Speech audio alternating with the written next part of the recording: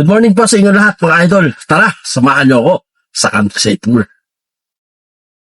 Bali ang pick up natin from the parking area going to Alona Park Residence. Mga 15 to 20 minutes. Ayan, pipick upin natin yung mga guests natin ng 7:30 AM. Then dediretso tayo ng ATV ride sa Chocolate Hills dahil nga maaga ang pick up natin sa kanila. Ayan ang uunahin natin at gusto nila yung hindi pa masyadong mainit.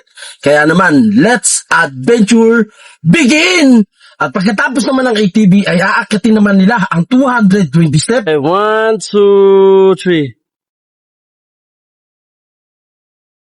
Kung saan makikita nila yung buong view ng mga Chocolate Hills na meron bilang na 1,776. Kaya tara, samahan nyo kami sa adventure na to. At after naman nilang akyatin ng viewing deck ng Chocolate Hills, ay didiretso naman kami sa Tar Shield Conservation. Kung saan makikita mo yung one of the smallest primate in the world. Ang tarsier, syempre, yung mga pinsan ko yan na malalaki mata.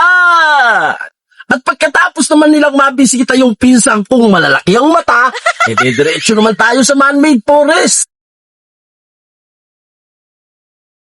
Yan, para mapicturan at makita nila ang ganda ng kagubatan.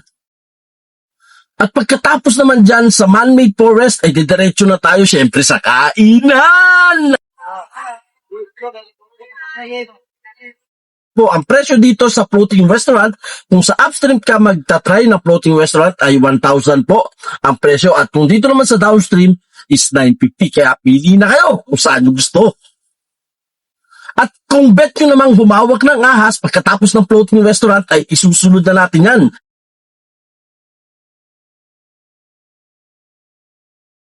Ang python with butterfly at may flying lemur pa kung saan dito nyo lang makikita.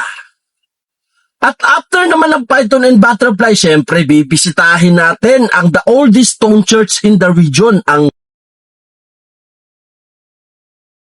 Baclayon. Hindi bakla yun ha. Baclayon, ibig sabihin yan ay lakad o lakarin. Immaculate Conception Church, ayan ang pinakamatandang simbahan dito sa region. At after naman ng Baclayon Church, siyempre isusunod natin ang Blood Compact kung saan tinatawag na City of Friendship ang Tagbilaran dahil yan sa Blood Compact na nangyari dito sa Bohol noong 1565. Kaya tara, samahan nyo kami!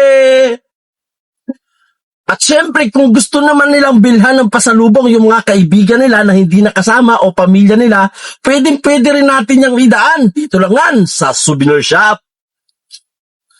At ayan, kung nagustuhan nyo ang video ito ay huwag nyo kalimutang i-like and share. I-follow nyo na rin mga idol. Maraming salamat sa inyong walang sawang suporta sa Jundies TV.